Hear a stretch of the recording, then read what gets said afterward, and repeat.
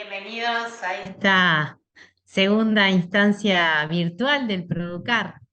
Qué lindo pensarnos en este tiempo donde cada uno de ustedes, y agradecemos, hacen este esfuerzo de la formación en unos días que son sumamente intensos de preparación de la venida de los niños, niñas, adolescentes y jóvenes a cada una de nuestras presencias. Qué lindo esto como comunidades educativas, seguir apostando a esta formación constante que nos ayuda a seguir repensándonos en dar lo mejor, para despertar lo mejor en cada uno de ellos, para que puedan ser protagonistas de este tiempo de cambio, pero sobre todo de esa construcción del proyecto de vida que cada uno tiene. Y qué lindo que lo podamos hacer así, en comunidad educativa y acompañados hoy por Melina, que ahora Montserrat la va a presentar, pero que es un gusto, porque ya hemos estado con ella en otras instancias, valoramos mucho sus publicaciones, lo que nos regala cada uno de esos tips para despertarnos y seguir profundizando. Así que bienvenidos a esta instancia y agradecemos una vez más el esfuerzo que sabemos que cada uno hace en estos días por seguir apostando a la formación. Bueno, y somos más de 350 y se siguen sumando, así que vamos a presentar a Melina. Como sabemos, es bióloga por la Universidad de Buenos Aires, es magíster y doctora en educación por la Universidad de Columbia, Estados Unidos, es investigadora del CONICET, profesora de la Escuela de Educación de la Universidad de San Andrés, en Argentina. Desde hace más de 20 años que enseña, que escribe, que coordina programas y forma maestros y docentes. Investiga la creación de entornos que potencian la curiosidad, la creatividad y el pensamiento crítico desde la infancia hasta la vida adulta. También ha trabajado con secretarías de educación y organismos multilaterales como es UNICEF, el BID, el Banco Mundial, universidades y otras organizaciones de toda Iberoamérica.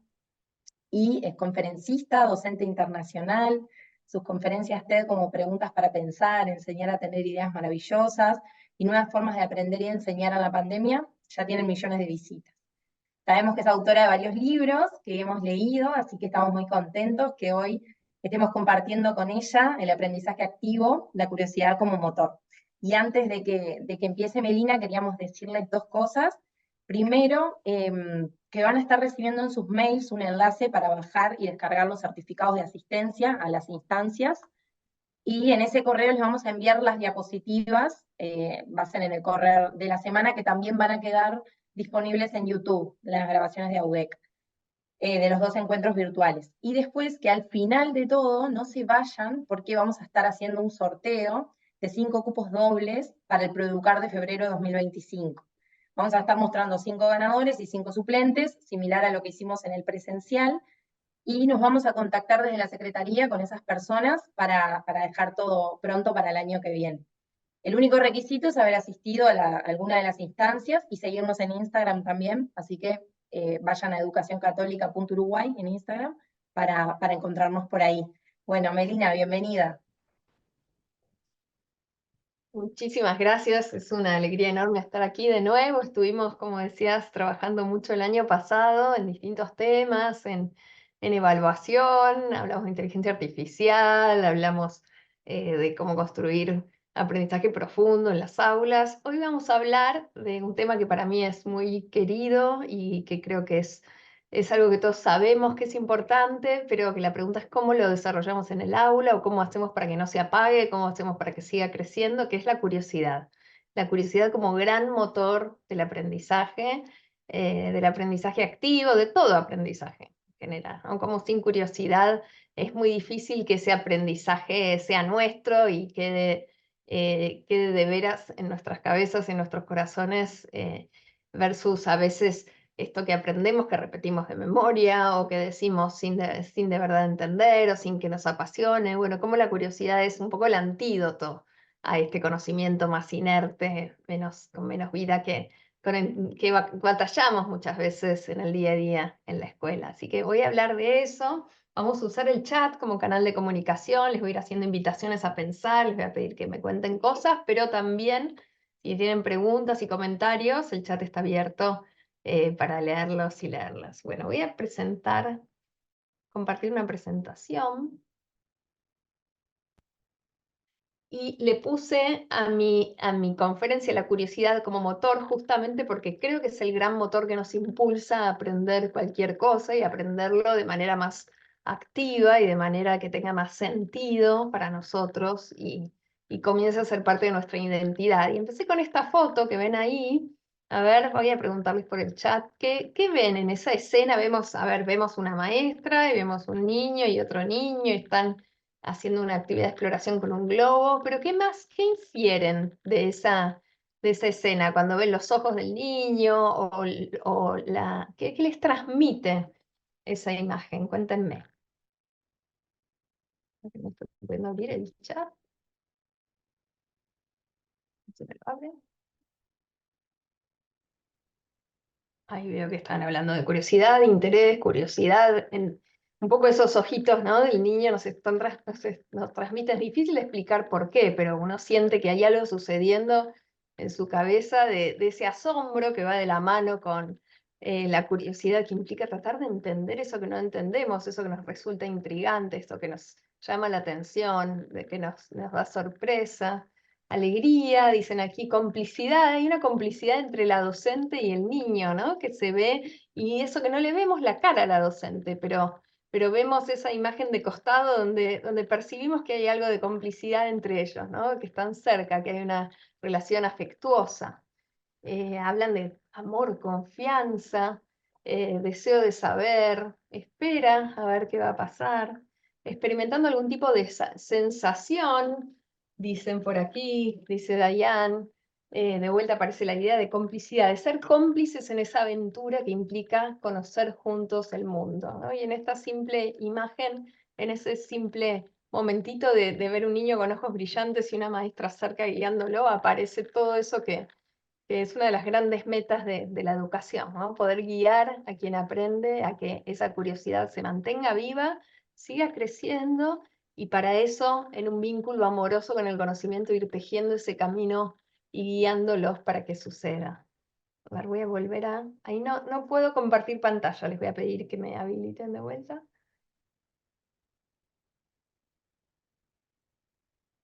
Ahora sí. Entonces, decíamos, la curiosidad es la base de esa motivación, de esas ganas de saber, y si tuviéramos que definir por ahí la definición de curiosidad la vemos cuando está ahí, pero no es tan sencillo decir concretamente de qué se trata. Eh, Hablando de curiosidad y de motivación en particular, esa motivación, ese impulso, si yo tuviera que definirla, que también es difícil de definir, diría que es esa llamita interna, la llama sagrada que nos impulsa hacia adelante, ese deseo que nos hace seguir andando y produciendo y creando y conectándonos con el mundo. Y ya yendo un poco al concepto de motivación, haciéndole un doble clic a la ciencia de la motivación, hay, como sabrán, dos grandes tipos de motivación, ¿no? La motivación que viene más de adentro, que la queremos nutrir y que la queremos fomentar en la escuela, que es la motivación intrínseca, este impulso que viene de nuestro interior, les decía yo recién, y también que tiene que ver con la curiosidad justamente y el deseo y las ganas de, por ejemplo, saber algo que no sabemos o ver algo, descubrir algo y desentrañar algo que nos da asombro. Y también la extrínseca, que es parte de la vida escolar, por supuesto, y que es útil, pero que tiene vida corta, que tiene que ver con sacarme una buena nota o con que alguien me felicite o evitar un castigo o evitar reprobar. Entonces, la motivación extrínseca es una herramienta que tenemos los docentes, pero es una herramienta que no genera ese vínculo con el conocimiento que nos gustaría generar para toda la vida. Es una herramienta que tenemos a mano y es útil, pero creo que el gran desafío es poder generar lo más posible, en la mayor cantidad de ocasiones, esa motivación intrínseca, esas ganas más genuinas de aprender, cuya base en gran medida viene dada por la curiosidad. Ya les decía. Y si miramos qué pasa en nuestros cerebros, así haciendo un mínimo de neurociencia, de la curiosidad, de qué pasa cuando tenemos ese deseo, esa motivación intrínseca por saber algo o por hacer algo, lo que nos pasa es algo muy parecido en términos neuronales a lo que nos sucede cuando quienes somos golosos como yo estamos viendo esta torta de chocolate, ¿no? La estamos viendo ahí y en nuestro cerebro pasan cosas, nos tienta mucho, ¿no? Nos da muchas ganas de comernos una porción, o a mí por lo menos, Y cuando miramos qué pasa en el cerebro, cuando algo nos da mucho deseo, cuando aumenta nuestra motivación por algo, lo que vemos es que se activa un grupito de neuronas, en realidad dos grupitos que están conectados, que se llaman el circuito de recompensa, que están aquí, bien al interior de nuestro cerebro, parte de lo que se llama el sistema límbico, también conectado con las emociones. Son dos áreas, una se llama área tegmental ventral y otra se llama área del núcleo accumbens. Y esos dos grupitos de neuronas en conjunto forman este circuito de recompensa que se enciende cuando algo nos da motivación y también curiosidad, y que liberan en conjunto un neurotransmisor, que seguramente lo oyeron nombrar más de una vez, que es la dopamina. Bañan cuando yo veo algo que quiero mucho hacer, por ejemplo, ir a comerme esa torta de chocolate, o cuando algo me da mucha curiosidad, nuestro cerebro se baña en como si fuera un baño de dopamina, que es justamente el correlato neural de esa motivación. De hecho, hay muchas investigaciones hechas con qué pasa cuando esa dopamina no está, por ejemplo, con ratones que han recibido una mutación del gen de la dopamina y está fallado, entonces no tienen dopamina que funcione bien. Lo que uno ve es que esos ratoncitos tienen un comportamiento que se llama anedonia, un comportamiento anedónico, que eh, se dejan morir finalmente, no quieren comer, o si uno les deja la comida un poco más lejos, por más que tengan mucho hambre, no se acercan, o si tienen una pareja en celo, no se acercan a parearse, un montón de impulsos vitales que están mediados por este sistema. Entonces, la curiosidad es algo muy valioso para los seres humanos, está muy conectada con este circuito que tiene que ver con la vida, que tiene que ver con el impulso vital. Entonces, ¿cómo hacemos para nutrir esa curiosidad en la escuela? Y por supuesto que se puede nutrir desde todas las áreas curriculares. Hoy yo voy a dar muchos ejemplos de ciencias naturales, pero también de otras áreas del conocimiento, porque esa curiosidad parte simplemente de darnos cuenta de que hay un mundo fascinante allá afuera que desconocemos y que nosotros podemos ir y agarrarlo y hacerlo nuestro. Y tenemos la capacidad de entenderlo, ¿no? No nos queda ni demasiado cerca porque no nos desafía, ni demasiado lejos porque nos resulta inalcanzable. Y pensando un poco en estas escenas que a veces ahogan la curiosidad en la escuela y cómo podríamos reinventarlas, me viene a la mente esta imagen de Francesco Tonucci, que es genial, que tiene esa capacidad tan sutil de detectar esas cosas que pasan en la vida escolar. Eh, Francesco Tonucci es un gran pedagogo italiano, seguramente lo han oído nombrar, y sobre todo un gran dibujante. Y en esta escena están la maestra y están los niños con el conejo, ¿no? Y entonces, los niños, ¿qué están haciendo con el conejo? Están observando, están notando un montón de cosas interesantes. Dice, uno lo toca, ¿no? Además, dice, está caliente, ¿no? Lo toca, tiembla, se mueve dando saltos, hace caca en forma de bolitas, es tímido, tiene las patas de atrás largas y dos dientes grandes, ¿no? Están ahí pensando en todo eso que observaron, que después seguramente dará lugar a preguntas. Y hay un adulto, un docente que viene y dice, vamos chicos, dejen de jugar que tenemos clase de ciencias.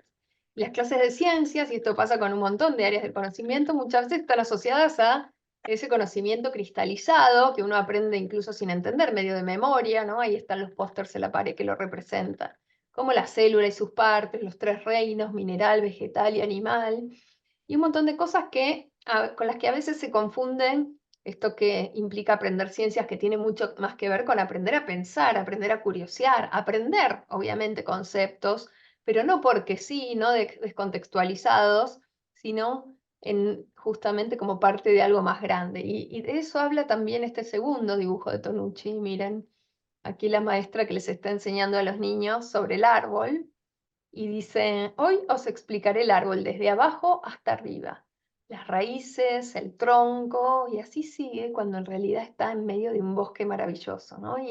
Y aún con las mejores intenciones no se dio cuenta de que hay ahí un entorno que explorar, que traer a la escuela, o que llevar a los niños hacia él, o que hay distintas maneras poderosas de acercar eso que estamos estudiando de las maneras más auténticas y realistas posibles a quienes lo están aprendiendo, ¿no? Y a veces sin darnos cuenta terminamos cayendo en esa imagen cuando estamos rodeados de bosque. Entonces, piensen también cuál es su bosque y cuál es su póster, ¿no? De todo lo que enseñan, en qué medida están enseñando con el póster y en qué medida están tratando por lo menos de traer el bosque a los alumnos o llevar a los alumnos al bosque o de alguna manera darle autenticidad, que es lo que genera más curiosidad. Entonces, hablábamos hoy del aprendizaje activo por un lado y la curiosidad como motor dentro de esta idea de que el proceso de aprendizaje tenga como componente esencial la curiosidad de quien aprende, los niños, los adultos, vale para todos, ¿no? ¿Y qué es el aprendizaje activo? Bueno, por un lado, un aprendizaje que tiene a los alumnos como protagonistas, no solo en un hacer con las manos, les diría, no en un hacer con las manos, sino en un hacer con la cabeza, un hacer cognitivo, alumnos que piensan, que debaten, que se hacen preguntas, que registran, que investigan. Y es un aprendizaje con sentido en esto que decimos de lo significativo, que a veces queda medio vacío como término. Este aprendizaje que para quien lo aprende tiene sentido, se relaciona con su vida real o con algo que puede entender o que puede atrapar. Viene de la mano de prácticas auténticas, entonces si va a ser matemática, en matemática voy a estar resolviendo problemas y creando cosas con matemáticas, si es en prácticas del lenguaje voy a estar haciendo prácticas de comunicación, de escritura con sentido, de lectura por placer, de lectura más analítica. Y también que apunta no a un aprendizaje inerte, este que decimos sin entender y que queda en el arcón de la memoria, sino un aprendizaje profundo, justamente un aprendizaje con el cual podemos movernos en la vida, podemos transferir de la escuela a otros ámbitos. Hay una frase que a mí me gusta mucho que dice que queremos preparar a los alumnos para las pruebas de la vida, ¿no? Pero no para una vida de pruebas, una vida de exámenes, sino justamente para las pruebas reales que nos va a poner la vida, para las cuales tenemos que tener competencias, habilidades para poder atravesarlas. Y entonces, volviendo a esta idea de la curiosidad como motor del aprendizaje activo, yo les quería contar algunas de mis investigaciones relacionadas con una de las grandes herramientas que tenemos los docentes para suscitar la curiosidad, que son las preguntas. Las preguntas que hacemos en clase, las preguntas que hacemos en una guía de estudios, las preguntas que hacemos en una evaluación, en un cuestionario. Y una de las actividades que vengo haciendo como investigadora en los últimos años es ir a registrar esas preguntas, recolectarlas como una especie de detective de preguntas y ver cuáles son y tratar de categorizarlas y ver cómo las usamos los docentes. Y les muestro un pizarrón típico, recreado, con preguntas típicas que yo me suelo encontrar en las clases de ciencias naturales, ¿no? Pasa en todas las áreas, pero les cuento de esta que es mi área de investigación. Y dicen así, a ver si se las pueden responder, no las tienen que responder, pero piénsenlas. ¿Qué es una célula y cuáles son sus partes? ¿No? Eso lo podríamos haber respondido con el póster de Tonucci. ¿Qué es la energía? ¿Cuáles son sus formas? ¿Qué función tiene el jugo gástrico? ¿Cuál es la diferencia entre nutrición y alimentación? ¿Cuáles son, y esta da piel de gallina a todos los que se han olvidado de biología del secundario, cuáles son las etapas de la mitosis? ¿No? A ver quién me las dice, hablando de conocimiento inerte, ese conocimiento que tenemos en la memoria pero nunca más volvimos a usar. Bueno, si yo tuviera que decirles qué tienen en común estas preguntas, a ver si los puedo leer y no se me embromó el chat, ¿cuáles dirían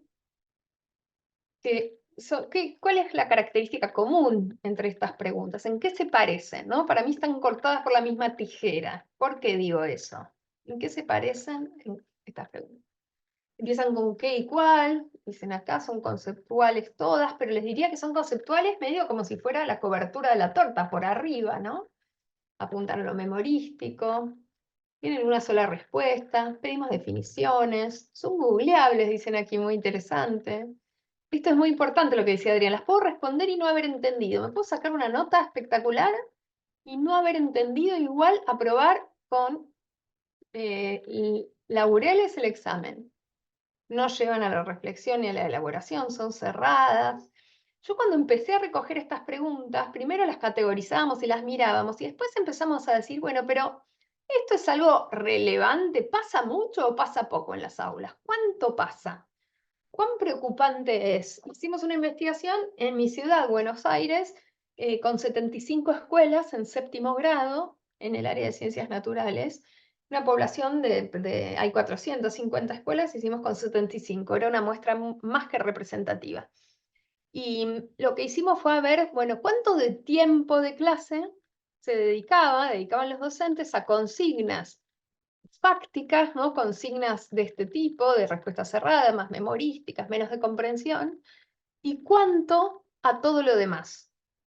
¿Y qué proporción de clase ustedes, del tiempo de clase, ustedes creen que este grupo de docentes dedicaba, con las mejores intenciones, ¿no? Porque a la hora de hablar de cuáles eran sus propósitos educativos, decían, queremos fomentar la curiosidad, el pensamiento crítico, que los chicos se vayan con más herramientas, pero a la hora de medir la cantidad de tiempo dedicado a este tipo de preguntas, ¿cuánto les parece, qué porcentaje del tiempo de clase se dedicaba a este tipo de preguntas o consignas?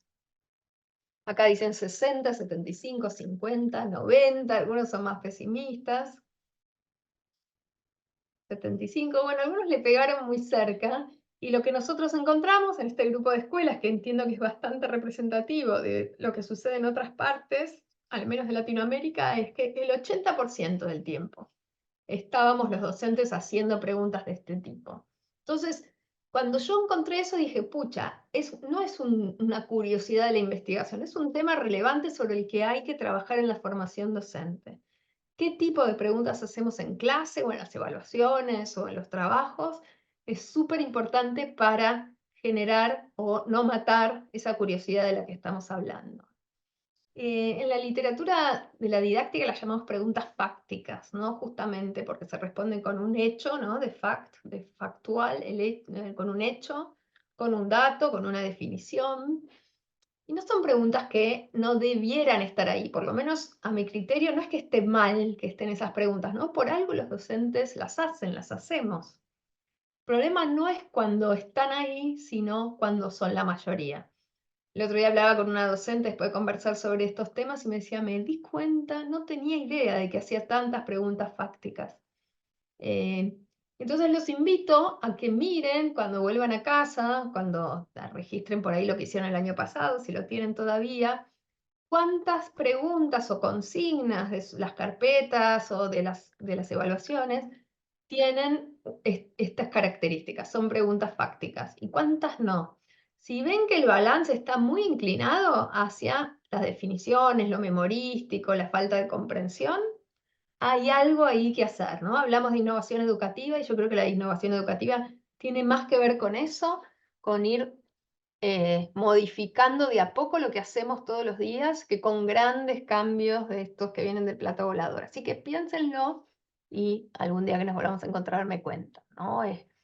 Otra manera de categorizar lo que hacemos es usando esta taxonomía de Bloom, que es muy conocida, de los años 50, tiene 70 años ya, pero no deja de ser súper relevante para mirar con una lente la práctica que proponemos, el tipo de consignas que proponemos.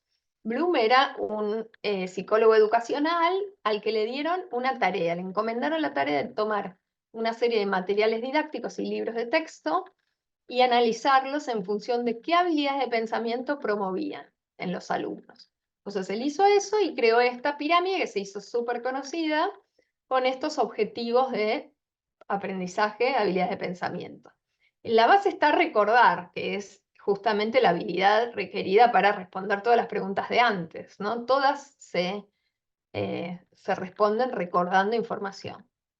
Después viene comprender, que en realidad quiere decir más como poder dar una explicación, aplicar, analizar, evaluar, y arriba de todo está crear, y arriba está el pensamiento de orden superior y abajo el de orden inferior. Entonces, pueden volver a sus trabajos del año pasado o a lo que están pensando para este año, y sería súper potente, se los digo por experiencia, que miren dónde está el equilibrio. ¿Cuánto de lo que hacen lo pintarían en amarillo? Y ojalá que no, pero sospecho que muchos van a decir, uy, no me había dado cuenta de esto antes. Hay un primer clic ahí que es el primer camino para empezar a mejorar o a innovar.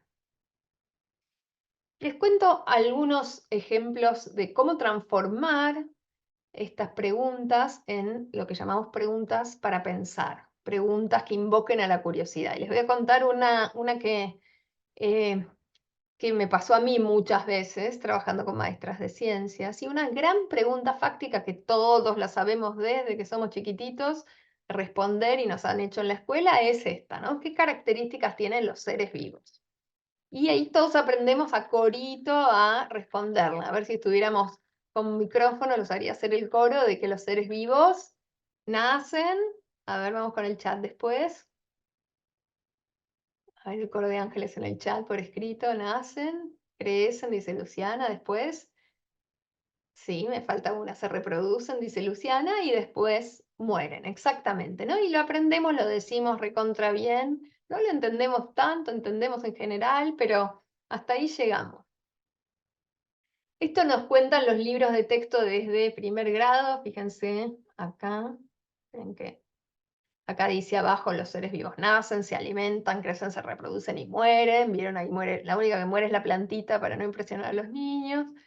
No quedaría bien matar al pato y a los padres.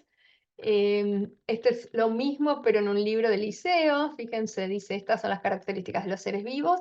Y de vuelta a la lista, y hay más atributos, pero sigue siendo esta lista memorística, ¿no? De conocimiento fáctico. Ahora se agrega que están formados por células, que se nutren, que crecen, se desarrollan y se reproducen, que reaccionan frente a estímulos, que mantienen sus condiciones internas constantes, pero sigue siendo conocimiento declarativo, que lo contamos en una evaluación, por ahí nos va bien, y ahí se acabó. En general. No es algo que hayamos entendido nunca o que lo podamos usar para explicar alguna situación. Les cuento una transformación para contarles cómo del mismo contenido uno puede apelar a la curiosidad. Y una de las grandes avenidas para que esto suceda, las grandes estrategias que yo encontré y que tienen mucho que ver con nuestra naturaleza humana, ¿no? Esto que somos, imaginémonos a todos nosotros en la época de las cavernas, sentados alrededor de una hoguera con curiosidad y atención escuchando a un gran o una gran contadora de cuentos, ¿no? Cómo nos gusta y nos resulta fácil aprender a través del relato, de la narrativa. Entonces, esto es un cuento que dice así, ¿no? Y siempre lo más lindo es que al final los alumnos te dicen, pero, profe, ¿esto es de verdad? ¿Esto le pasó de verdad? Y es la historia de la levadura.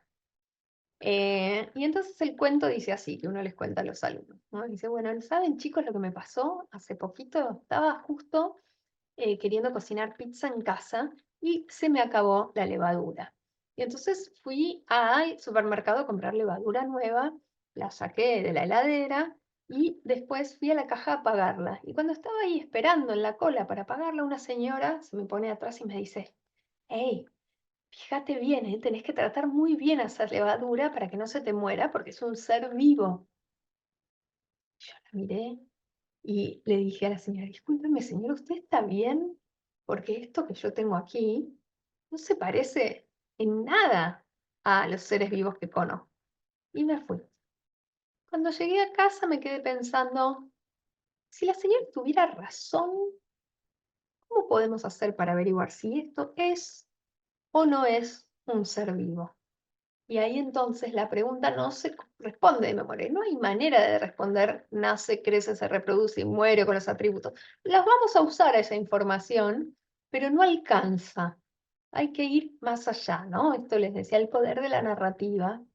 Y aquí hay alumnos haciendo la experiencia donde ahí hay que ponerse a pensar. Por ejemplo, los seres vivos se reproducen. ¿La levadura se reproducirá o no? Si fuera un ser vivo, debería.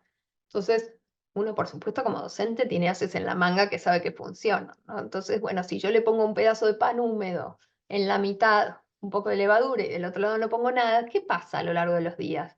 Si se reproduce, veré más levadura del otro lado y si no, no. Las levaduras, si fueran seres vivos, tienen que comer.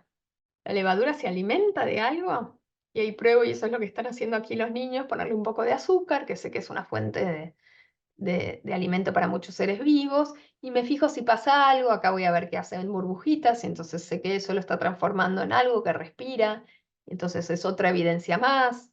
Si la levadura es un ser vivo, tiene que tener células. ¿Tendrá células? Y ahí lo miro al microscopio y me doy cuenta que sí. Finalmente por ahí podemos ir a los libros a ver que la levadura es un hongo unicelular, que es un hongo comestible, que lo usamos para hacer cerveza, que lo usamos para hacer pan, que lo usamos para hacer pizza, etcétera, etcétera, etcétera. Pero fíjense que todo esto partió de la curiosidad de querer saber si la levadura es un ser vivo y que está aumentada no solo con hacer la pregunta pelada, decir la levadura será un ser vivo y vamos, sino con la narrativa, con tratar de contextualizar ese conocimiento en la vida real y también anclarlo en para qué me puede servir saber si la levadura es un ser vivo. Bueno, es interesante, pero además es interesante saber que en la vida cotidiana la usamos, por ahí se lo hace aún más relevante. Entonces, primer ejemplo que les quería dar. Segundo ejemplo de cómo capitalizar la curiosidad en función de que los chicos y chicas, chiquilines, aprendan sobre un contenido conceptual, una idea, un concepto, pero también que aprendan una serie de competencias, ¿no? A ver, porque yendo al anterior, ¿qué competencias están aprendiendo estos niños y niñas con la actividad que les conté? Cuéntenme. Pensamiento científico, dice Sofía, totalmente. Esa es por ahí la más importante. Pensamiento crítico, claro, porque van a tener que discernir, van a tener que poder contrarrestar hipótesis. Metacognición, sí, metacognición sí la trabajo, ¿no? Por ejemplo, ¿cómo trabajaría la metacognición acá? Bueno, por ejemplo, diciendo al final, ¿qué aprendiste de esta experiencia? ¿Qué nuevas preguntas tenés? ¿No? Ahí trabajo la metacognición. Comunicación, relación con el otro, iniciativa. Exacto, exacto, exacto. Fíjense que cuando las actividades están bien planteadas y contextualizadas, las competencias vienen fácil, ¿no? Aparecen como muy naturalmente. No es que digo, bueno, ahora voy a trabajar tal competencia y tal otra, sino que trabajando bien el contenido conceptual, las competencias emergen de algún modo, ¿no? Y empiezo a poder considerarlas parte de lo que estoy enseñando. ¿Qué competencia se trabajaba con la otra versión? Con la versión de qué características tienen los seres vivos y se responde, nace, crece, se reproducen y mueren. O si hubiera dicho, ¿la levadura es un ser vivo? Recordar, dice Anabela, sí, que hasta es un pedacito, ¿no? De una competencia, le diría que hasta es una habilidad, más chiquito todavía. Y no mucho más, cero, ¿no? No hay ninguna competencia que esté trabajando. Entonces, en el marco de la transformación curricular, el modo en que trabajo con los contenidos conceptuales es clave para que pueda trabajar las competencias amalgamadas a ese conocimiento conceptual, versus, bueno, hoy vamos a trabajar la comunicación, hacemos una actividad de comunicación despegada del contenido, ¿no? Hoy vamos a trabajar la relación con otros o la colaboración. Bueno, en este caso, y los estudios sobre aprendizaje muestran justamente eso, que las habilidades o las competencias no se aprenden sobre el vacío, tienen que estar amalgamadas al conocimiento conceptual o teórico. Así que esta es como una manera justamente de unir las dos cosas. Aquí Jacqueline dice, en el proceso de la segunda, el estudiante va a ser quien experimente lo que aprenderá y lo hará observando totalmente, sacando conclusiones, registrando, debatiendo con otro grupo que por ahí encontró algo distinto. Juan dice, lo que pasa es que con el tema de las preguntas, no entendí, no sabes cuál fue la previa. A ver, contame un poco más porque no te entendí, Juan, ahí amplíame. Esta es otra pregunta. Y aquí, esta es una experiencia muy clásica del nivel primario que tiene que ver con la frecuencia cardíaca, cuántos latidos por minuto tiene el corazón, ¿no? Acá, como verán, lo está midiendo el pulso, ¿no? Cuántas pulsaciones tenemos por minuto. Y acá un niño de vuelta está midiendo el pulso de la maestra y vamos a mirar de vuelta la foto, a ver qué encuentran ahí de interesante, pensando de vuelta en esto de la curiosidad.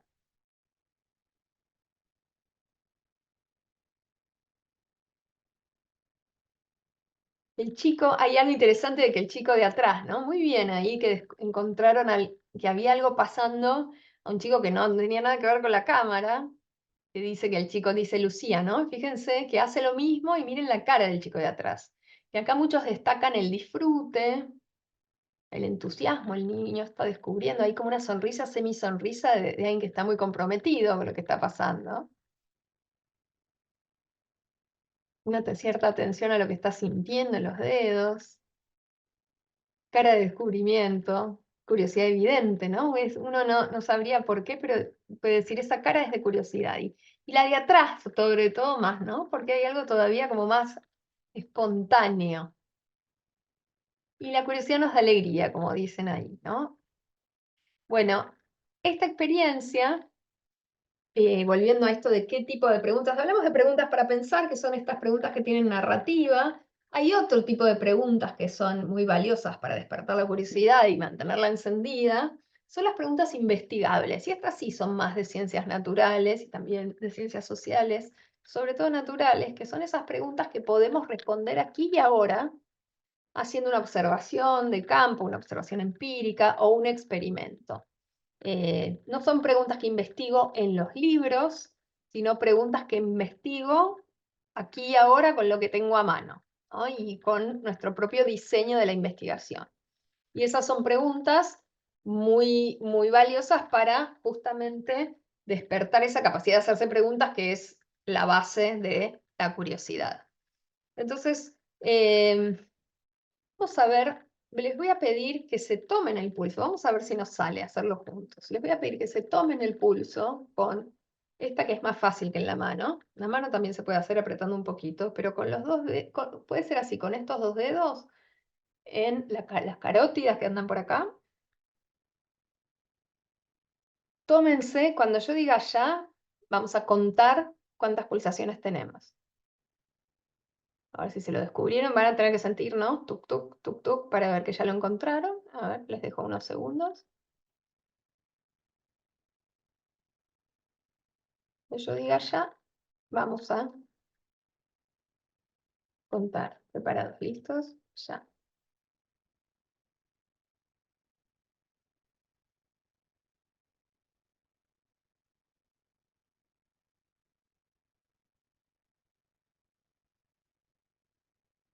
Basta para mí, basta para todos. ¿Cuántas pulsaciones? Pongan el número de pulsaciones que les dieron. 20, 22, 19, 15.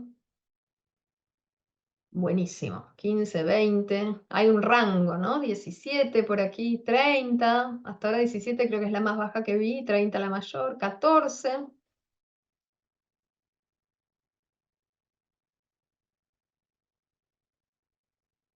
Buenísimo. 14, 18, 20.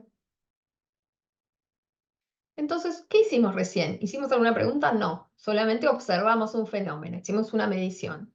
Pero de una observación surgen montones de preguntas curiosas, preguntas investigables. A ver si lo hacemos juntos. ¿Cuáles preguntas podríamos hacernos sobre, se les ocurren, sobre esto de las pulsaciones? Y les quiero hacer una aclaración. Las preguntas teóricas son las que voy a buscar al libro, que no están mal, pero no son las investigables. Teórica sería, por ejemplo, ¿por qué nos late el corazón? Eso no lo puedo investigar en el momento con alguna experiencia. Tendría que ir a un libro que me explique por qué no, o preguntarle a un médico, o ver un video, etc. Entonces, las teóricas no, que en general son más los porqués. Vamos con preguntas investigables. Por ejemplo, aquí Alken, no sé cómo Alcaín, no sé cómo se pronuncia tu nombre, dice, ¿cuáles son los factores que hacen que los resultados puedan ser diferentes? Lucía dice, ¿por qué algunos tenemos más pulsaciones que otros? ¿No? Lo primero que salta a la vista es que hay una diversidad de datos, ¿no? En reposo estamos todos, pero hay una gran diversidad de pulsaciones. Y entonces ese por qué, que en vez de ir al libro podemos hacerle doble clic e ir a la otra pregunta, que es, bueno, ¿por qué en términos de factores? ¿Qué hará? ¿Qué cosas influyen, qué variables influyen en que varían las pulsaciones? ¿Es siempre la misma frecuencia cardíaca? Se pregunta Jaime. ¿Cuál sería el experimento para ver si siempre es igual? Bueno, por ejemplo, esperar un rato e ir de nuevo a ver si me da algo parecido. ¿Por qué se sienten ahí Esa también es una que pregunta Maite, es súper interesante, pero no es una pregunta investigable, sino que tendría que ver por qué. Ahí justo está pasando la sangre y cómo se llaman, cómo se llama esa arteria y cómo es el camino de la sangre al corazón. Tampoco nos sirve. ¿Cuál es? A ver. ¿Cuál fue el tiempo que usó la profe para hacer la medición? Pero eso se los puedo decir, que fueron 15 segundos. ¿Qué cosas hacen cambiar las pulsaciones? Ahí creo que hay un lindo hilo para tirar. ¿Qué hace cambiar las pulsaciones? A ver, hipótesis, por ejemplo. ¿Qué cosas podrían hacer cambiar las pulsaciones? Por ejemplo, acá dice Camila, estar nervioso puede hacer que tengamos más pulsaciones. ¿Hay diferencias en las pulsaciones según cuán nerviosos estemos? Bueno, eso sería un lindo experimento para probar. Por ejemplo, se me ocurre, tenemos un grupo de personas tranquilas, ¿no? Hacemos que se relajen para que estén todas iguales, y después a unas las ponemos nerviosas, y ahí la maldad de cada uno puede crear como quiera, les hacemos cosquillas, los asustamos como quieran, y a otros los dejamos tranquilos. Y vemos después si las pulsaciones aumentaron. Eso sería un muy buen experimento. ¿Qué pasa si corremos? Dice Andrea. ¿Aumentarán? ¿Se quedarán igual? ¿Las pulsaciones aumentarán en la misma medida? ¿Importará si, por ejemplo, el género, si somos varones, mujeres, o importará la edad de la persona para tener un cierto número de pulsaciones u otro? ¿Importará si la persona es más deportista? Vieron que a veces las personas más entrenadas tienen pulsaciones más bajas. Bueno, ¿será así en el grupo del grado? ¿Importará la altura? Hay un montón de preguntas que están haciendo, que son excelentes. La gran mayoría son investigables. Piensen que algunas, las teóricas, siempre tengan en cuenta que son preguntas que están buenas, pero se responden con los libros. Entonces, tengo un fenómeno, tengo una pregunta, tengo un montón en este caso que hicimos, y después vendrá el momento de investigarla. Acá, por ejemplo, les cuento una que hicieron en un grado. Dice, ¿cómo cambia la frecuencia de latidos de nuestro corazón cuando hacemos ejercicio? ¿Qué salió esa? ¿Pasa lo mismo si corremos, caminamos o saltamos? ¿Cuánto tardamos a volver a nuestra frecuencia normal? ¿Sucede lo mismo en niños y adultos? A ver, vamos a probar saltando en el lugar, les prometo poquito tiempo, a ver cómo nos varían las pulsaciones. ¿Se animan a levantarse? Yo sé que es tarde a la noche, estamos grandes, pero todavía a principio de año tenemos energía. Yo les voy a pedir que salten 15 segundos y después nos sentamos y les digo ya y volvemos a contar, ¿sí? ¿Preparados? ¿Listos? Ya. Hacemos clase de gimnasia en AUDEC. Vamos, que falta poco. No se me colapse nadie. Últimos saltos. Y ahora bajo. Respiro. 1, 2, 3. Antes de llegar a que se me pase, empiezo a contar ya.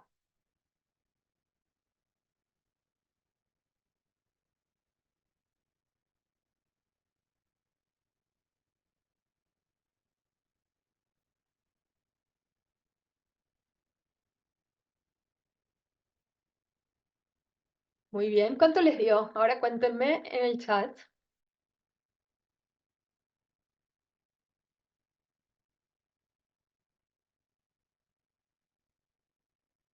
Ahora andan por los 30. ¿Se acuerdan que antes la media era los 20? Ahora están por los 30. A todo el mundo les parece haberle subido. Después podremos ver si le subió más a los menos deportistas versus a los más. Uno podía empezar a hacer preguntas respecto de cuánto le subió. O por ejemplo, como está acá, ¿cuánto pasa lo mismo si corremos, caminamos o saltamos? ¿Cuánto tardamos en volver a nuestra frecuencia normal? ¿Pasa lo mismo en niños o en adultos? Y montones de preguntas que se abren de esta primera. Todas estas preguntas apelan a nuestra curiosidad. ¿Por qué? Porque las hicimos nosotros. Y queremos saber, ¿no? Las hicieron los alumnos en este caso. Y aquí está el registro. Y me gustaría que se pongan en los zapatos de un asesor o asesora de esta docente que hizo este registro del cuaderno, y que ustedes piensen qué devolución le darían a esta docente, ahora vamos a ver el registro completo, sobre qué aspectos valiosos se encuentran en este registro y qué les parece que podría haber hecho distinto si lo hiciera de nuevo, que tendría que hacer distinto. Entonces, acá dice así: ¿cuántas pulsaciones tiene el corazón? Contamos durante 15 segundos. Hay una serie de nombres. Está la tabla que dice pulsaciones en reposo y después de correr. Miren ahí bien. Después dice, ¿por qué por qué cambian los latidos del corazón? Porque al correr gastamos energía. Entonces las células necesitan que el oxígeno y los nutrientes lleguen más rápido. ¿Qué aprendimos hoy? Que cuando hacemos ejercicio físico las pulsaciones aumentan. Bueno, muy bien. A ver, entonces, llegamos acá. ¿Qué les parece valioso de lo que hizo la docente?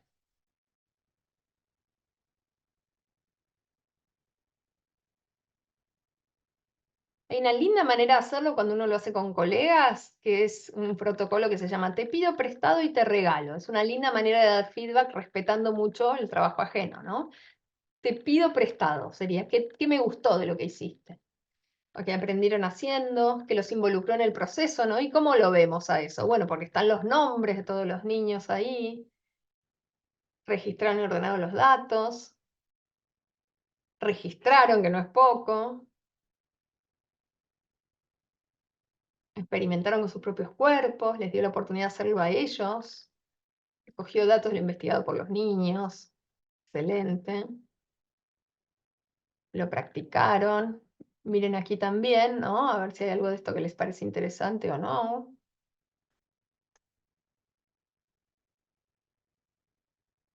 Excelente lo que están poniendo. Esto es lo que le pedimos prestado. Después acá también les gustó la actividad de metacognición, les pareció valioso, que es una práctica activa. Tuvieron que investigar los datos de los demás, hicieron metacognición. Excelente. Bueno, aquí hay mucho para rescatar, ¿no es cierto? Vamos ahora con, les decía, te pido prestado y te regalo. ¿Qué le sugeriríamos? ¿Qué le regalaríamos a esta docente como sugerencia para mejorar lo que hizo? A ver, vamos mirando. Cuéntenme si hay algo acá que podríamos mejorar, y también esto vale para tener en cuenta que no importa lo bien que uno haga algo, siempre hay cositas para seguir dándole vueltas, ¿no? Y eso es parte de lo lindo de ser docente. Acá Gabriela dice que le regalaría una rutina de pensamiento. ¿Dónde la pondrías y qué rutina, Gaby? Mientras la vas pensando, acá Alma dice algo muy importante, que dice, mirar de nuevo los datos de Nico. Miren ahí, a ver. Porque ¿qué hicieron? Hicieron esto y llegaron a la respuesta. Pero los datos de Nico, fíjense qué pasó con Nico, a diferencia de todos los demás. Nico tenía 28 y ahora 27. Todos subieron y Nico bajó. Sospechoso, ¿no? Entonces, si uno fuera una comunidad científica profesional, ¿qué haría con ese dato? Bueno, si yo soy una científica y un dato me da mal, lo primero que hago, y ahí uno le tira la pelota a los niños, ¿no? A los estudiantes, es, lo hago de nuevo, por las dudas, ¿no? Lo primero que hago, antes de empezar a buscar explicaciones, es repetir la medida. Sospecho de si medí bien. Acá César también bajó, como dicen acá, perfecto, de 25 a 23. Brian se quedó igual. Podría haber contado mal, como dicen ahí, pero también podría ser que tuviera alguna anomalía, algo distinto para pensar. Entonces, primera cuestión para mejorar es, ahí están los datos registrados, pero no están analizados. ¿Qué quiere decir? Están puestos ahí, pero no hay nada hecho con ellos. Por ejemplo, ¿qué podríamos hacer? Sacar un promedio de la pre y del post, podríamos hacer un gráfico y podríamos buscar anomalías, datos raros, como para ver qué pasó ahí.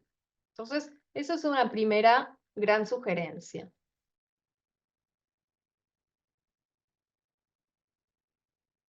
Acá también dice, bueno, acá dicen de rutinas, podrían usar la rutina 3-2-1, por ejemplo, 3 cosas que sé sobre el corazón o sobre la frecuencia cardíaca, 2 preguntas que me hago y una metáfora, podría ser, ¿no? Agregar eso como para darle, como para acá lo del gráfico están poniendo, y Brian, que no lo habíamos mencionado, están poniendo sugerencias.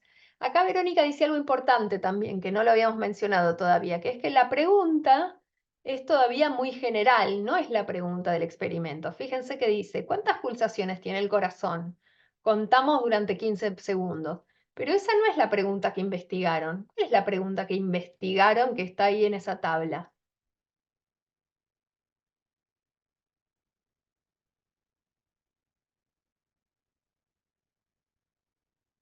Sería una pregunta parecida a ver si alguien la escribió todavía que no lo veo.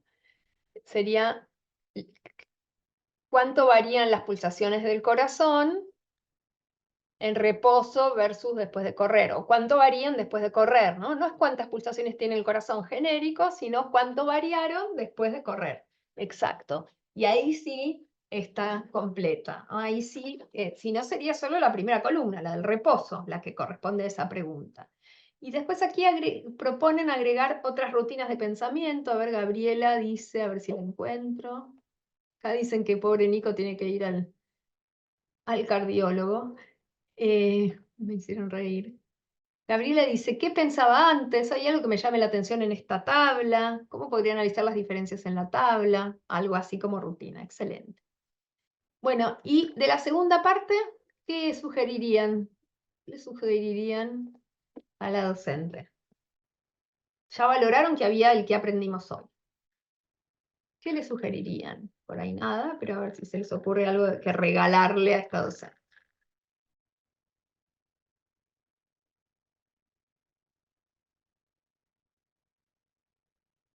Reflexión en grupo, dice Moni. ¿Cómo sería la reflexión en grupo? A ver, contame más. Acá Gabriela dice que la respuesta es cerrada, propondría investigar otras razones. Sí, lo que pasa es que esa es la respuesta, ¿no? Concreta. ¿No? Si me meto con otras razones, por ahí hago medio una confusión. Habría que ver cómo hacer, eh, contextualizar la pregunta, bueno, de qué fuente extrajeron la conclusión de la primera pregunta. Eso es importante, decir, ¿cómo lo sabemos? Lo explicó la docente. Ahí pareciera copiado, ¿no? De alguien que lo dictó. ¿Cómo llegaron a esas respuestas?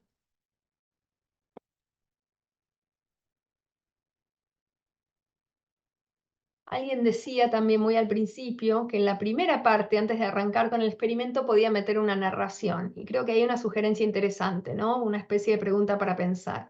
En vez de hablar directo de las pulsaciones del corazón, podría decir, inventar justamente una narración que diga, los niños de séptimo grado estaban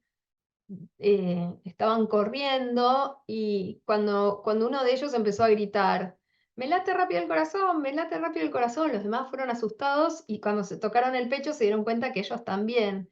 Y entonces el profesor les propuso investigar, qué sé yo, invento, ¿no? Estoy inventando en el momento, pero piensen en esto, de que por ahí arrancar directo con la pregunta no está mal, pero es más atractivo, genera más curiosidad, todo esto que veníamos diciendo de meterle una historia detrás como inicio, ¿no?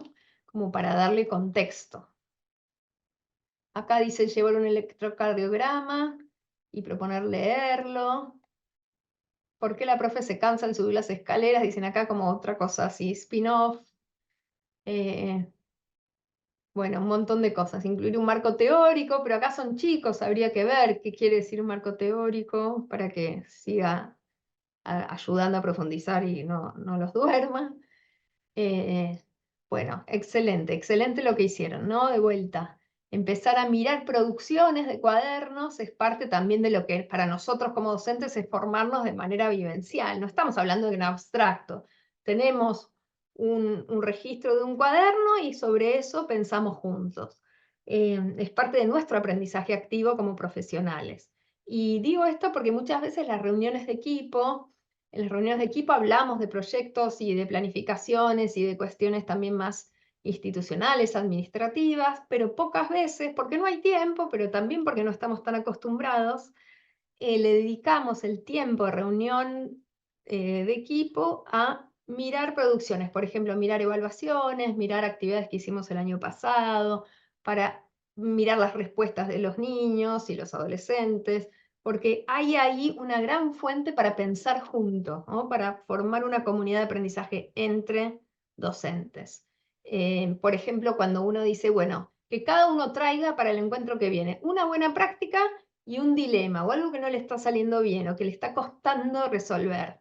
Y sobre eso trabajamos, ¿no? Aprovechar a los colegas como fuente de conocimiento, de pensamiento, todo esto que nos hace tan bien, ¿no? Que nos nutre. Bueno, y aquí me quería detener, hablamos de las preguntas como gran fuente de curiosidad y qué preguntas medio ahogan la curiosidad y cuáles la encienden. Y cuando, siguiendo con esta idea de las experiencias, quería detenerme en la importancia del registro. El registro como gran porta memoria y también como gran oportunidad de, como vimos recién, volver atrás y ver si hay algo más por descubrir. Y les muestro algunos ejemplos de este registro, que en algunos casos es un registro más metacognitivo y más relacionado con cómo los alumnos se sintieron, dándole también espacio a la dimensión emocional en las clases. Por ejemplo, en una de las clases con las que trabajábamos en una escuela hace algunos años, las docentes decidieron pegar esto en la pared para hacerlo cada vez que hacían una experiencia práctica y tenían estas 3 preguntas. Y los niños ya sabían que era el momento de responderlas cuando terminaba el experimento. La primera era: ¿en qué se parece lo que hicimos hoy a lo que hacen los científicos? La segunda era: ¿cómo te sentiste haciendo esta actividad? Y la tercera era: ¿qué cosas nuevas te gustaría saber de este tema? Y aquí están las respuestas de los chicos, que eran de escuelas de un entorno muy, muy vulnerable y apenas escribían, o sea, estaban en proceso de terminar de consolidar la escritura. Y también esto quería resaltar, el registro con un sentido en el marco de, por ejemplo, hacer una experiencia y reflexionar sobre ella, también contribuye a poder expresar lo que pensamos por escrito, ¿no? Que es tan importante. Entonces, bueno, ¿en qué se parece lo que hicimos a lo que hicieron los científicos? Acá esta alumna dice: la utilización de muchos materiales. ¿Cómo te sentiste haciendo esta actividad? Me sentí muy maravillosa. Hermoso. ¿Qué cosas nuevas te gustaría saber de este tema? Me gustaría aprender más cosas para hacerme científica. Todavía está a medio camino la reflexión, porque faltan ejemplos, porque falta precisión, pero es empezar en ese proceso de escritura y de poder dar cuenta de lo que nos está pasando. Otro alumno dice: se parece mucho lo que hicimos porque pudimos experimentar, me sentí muy bien porque aprendimos mucho, me gustaría aprender muchas cosas de científico, así medio genérico. Esta es otra manera de reflexionar, que es tener una bitácora al final de la carpeta y entonces ir haciendo un seguimiento propio, ¿no? De donde después de que termino cada experiencia o cada actividad, un momento de reflexionar. Aquí una alumna dice: dimos la célula, el tema me pareció muy importante. Me gustan las partes, los distintos tipos de células cuando dibujamos. Me gustó que de una célula nace otra, pero yo quisiera saber, ¿de dónde nace la célula primaria? Miren qué pregunta filosófica, que de hecho apenas hay respuesta, ¿no? Hay debate entre los científicos. Me gustaría saber cómo son todas y distintas células de todos los seres. Me pareció importante que la célula es el más pequeño organismo.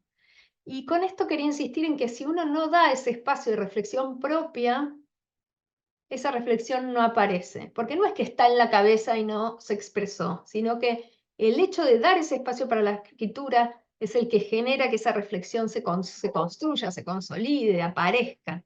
Entonces, el registro también es algo que abona a la curiosidad, ¿no? Fíjense cómo aparecen preguntas hasta realmente muy profundas de esta alumna, que si no se hubiera dicho: bueno, aprendimos sobre la selva. Y lo que yo vengo encontrando en el trabajo con los registros, las bitácoras, es que muchas veces algunos alumnos, incluso que no tenían tanta práctica previa de escritura, empiezan a registrar por sí mismos cosas que empiezan a descubrir en sus propias casas, ¿no? A tener ganas de hacer en sus casas. Y ese es el caso de un niño de 9 años, que en ese momento, bueno, ahora ya es grande, que estaba en 4º grado, Ignacio, un trabajo que hicimos con Florencia Di Mauro para su maestría hace muchos años, donde después de hacer muchas actividades de experimentos en el aula, él tenía su bitácora, era un cuadernito, y le empezó a traer con cosas que se le había ocurrido hacer en la casa. Entonces, primero se hizo esta pregunta, que me encanta porque uno no sabe qué quieren saber los niños. Bueno, acá él quería saber esto, es adorable. Y se preguntó Ignacio, ¿va más rápido el caracol que una lombriz? Y entonces dibujó el experimento, porque era la manera en que le habíamos dicho, enseñado a hacer una experiencia con cierta estructura. Está el caracol, está la lombriz, con S, bueno, la ortografía no la miremos. Hizo la pista de carreras, anotó qué materiales iba a usar, una lombriz, un caracol, una caja, alimento para caracol y alimento para lombriz, que no sé qué les habrá dado, pero como para invitarlos a que vayan, ¿no? Así una especie de incentivo. ¿Qué voy a medir? 2 minutos, la medida de la caja, los centímetros y la velocidad. ¿Cómo lo voy a medir? Con cronómetro y una regla. ¿Qué voy a comparar? Esto era lo que le habíamos dado nosotros de estructura de una experiencia. Si va más rápido el caracol que una lombriz. Y entonces finalmente lo hizo, y aquí los posibles resultados, ¿no? En primer lugar, ganaba todos los posibles, no el que él creía, porque cuando uno empieza a darles hipótesis que proponer a los alumnos, hay algo malo que pasa y que está bueno poder evitar, y es que si los alumnos proponen una hipótesis y no todas las posibles, después empiezan a querer acertarle, ¿no? Y un experimento no es para acertar que tenía razón, sino justamente lo contrario, averiguar cuál es la respuesta, que por ahí no es la misma que yo pensaba al principio. Pero sobre todo con alumnos de escuela básica, de escuela primaria, pasa eso, que cuando tienen una hipótesis en la cabeza, después manipulan muchas veces, no todos, los resultados para poder acertar, ¿no? Hay otra lógica que se impone. Entonces, nosotros como solución a eso encontramos que vale más la pena decirles cuáles son todos los posibles resultados. Bueno, que gane la lombriz, que gane el caracol, que empaten. Y aquí los resultados, por si estaban con intriga. La lombriz salió a los 5 minutos, a los 10 minutos llegó a la mitad y a los 20 llegó a la meta. Bastante rápida, pongámosle. Y el caracol, miren cuánto tardó. Recién a los 10 minutos va y se digna a salir. A los 20 llegó a la mitad y a los 30 minutos el caracol llegó. Conclusión, la lombriz es más rápida. Pero imagínense, y yo siempre me muero de ternura imaginando esta escena. Un nene de 9 años en el patio de su casa con la pista armada, el cronómetro, esperando a que el caracol bendito decida llegar a la meta después de media hora. Y si ahí si no hay curiosidad y pasión científica, ¿dónde está, no? Y Ignacio empezó a traer muchos experimentos, de repente empezó a brotar su curiosidad, a hacer un montón. Este es otro que trajo, que yo siempre lo muestro porque me encanta. Y porque puede ser muy aplicable, quién sabe. Y él se preguntó, ¿qué deja más suave? ¿El shampoo deja más suave que el acondicionador y el shampoo juntos? ¿Vieron el 2 en 1? La M es de mezcla que está ahí. Y algo que le vino súper bien a Ignacio es que tenía 2 hermanas mellizas, que en ese entonces tenían 13 años, que eran un amor y lo ayudaban a su hermanito con los experimentos y locuras que quería hacer, y que tenían el pelo largo las dos, dato importante, igual de largo. Entonces las puso a las 2 hermanas, uno se lavaba con shampoo y la otra con mezcla, con el 2 en 1. Ahí están los materiales que voy a medir, que voy a comparar. Y aquí de vuelta los resultados posibles. Podía ser que dejara más suave el shampoo, o la mezcla, o iguales. Bueno, y no les voy a contar el resultado acá, nos queda para que lo prueben en su casa esta noche. Si quienes no sean pelados en casa lo pueden probar y después me cuentan. Pero como decían acá, María decía, plantearse interrogantes a veces es más difícil que responderlos, y las dos cosas son valiosas, ¿no? Sobre todo si los respondemos por nosotros mismos, hasta más allá de cuán veraz sea la respuesta en este caso. Entonces, hablamos de las preguntas como gran herramienta que tenemos los docentes para cultivar la curiosidad y evitar algunas preguntas que justamente hacen todo lo contrario. Hablamos de la importancia hablamos de preguntas investigables, además de preguntas fácticas más propias de las ciencias naturales. Hablamos del registro como correlato a las preguntas y las investigaciones como modo de reflexionar y dar lugar a nuevos interrogantes propios, como manera de expresar también las reflexiones. Y otra gran fuente de esta educación activa, este aprendizaje activo, donde los alumnos son protagonistas, son algo que mencionamos en otro de los encuentros aquí de AUDEC el año pasado, que es poner a los estudiantes en un rol auténtico, de prácticas auténticas de cada disciplina, ¿no? Por ejemplo, las prácticas auténticas de las ciencias naturales son, por ejemplo, hacer investigaciones, hacer experimentos. Las prácticas auténticas de otras áreas del conocimiento, cuéntenme cuáles son. Por ejemplo, las prácticas auténticas de la lengua o de las matemáticas o de las ciencias sociales. ¿Cuáles dirían que son prácticas auténticas, que se parecen a lo que hacen los profesionales de esa disciplina? Qué lindo, Alejandro, lo que traes de Enrique Rodó, totalmente. ¿Cuáles serían prácticas auténticas? ¿No? Y esto viene de la mano del concepto de David Perkins, que no sé si lo han leído, se los recomiendo mucho, que habla de jugar el juego completo. O sea, de que todo lo que hagamos cuando enseñamos siempre tenga sentido como un juego completo, ¿no? Y pone el ejemplo de cuando su papá le enseñó a jugar al béisbol.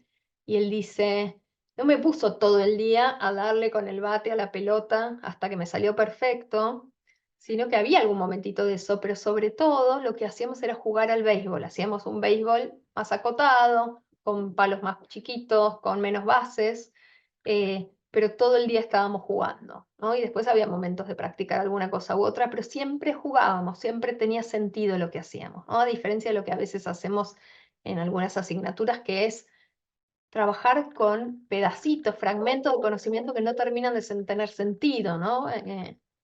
Cuando hacemos, por ejemplo, montones de cuentas sin entender para qué, o montones de ejercicios que aprendemos a hacer de memoria sin terminar de entender qué significan. A ver, vamos a ver acá qué pusieron. Dice,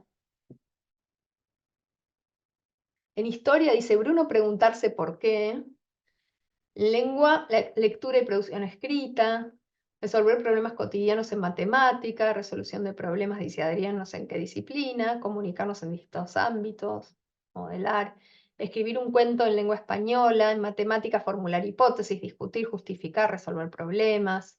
Comunicación visual pueden ser generar imágenes que persuadan o a través de las cuales me expreso, o que generen un impacto, que concienticen.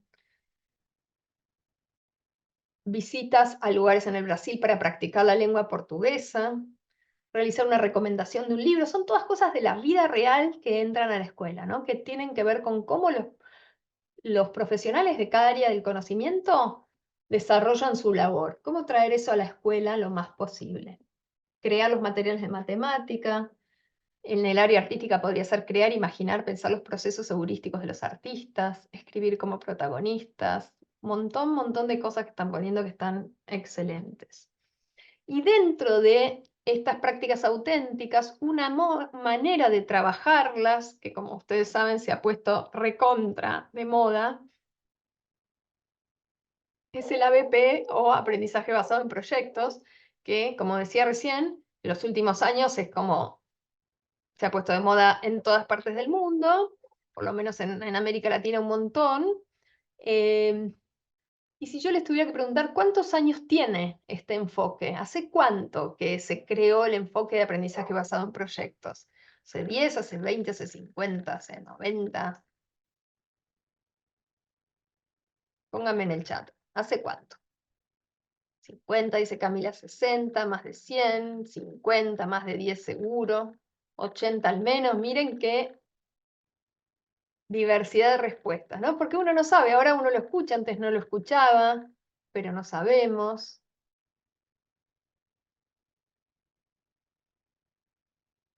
Acá dicen el Uruguay, Sabas, Ola Sayola desde 1925. Y el primero que habló sobre esto, y algunos le pegaron, la mayoría no, el primero que habló sobre esto, por lo menos publicó sobre esto, el primer libro que hay conocido sobre aprendizaje basado en proyectos, es este libro que está aquí, que de uno de los pioneros de lo que se llamó la educación progresista o la educación activa. Y es un libro de 1918 de este señor que se llama William Herd Kilpatrick, que fue un discípulo de John Dewey, que seguramente a él sí lo escucharon nombrar, él no es tan conocido. Fíjense que tiene más de 100 años, 106 años cumple este año, este libro que se llama El método por proyectos. Y que les decía, Kilpatrick es un uno de los grandes discípulos de este señor, John Dewey, que es el padre de lo que llamó el aprendizaje experiencial, basado en la experiencia.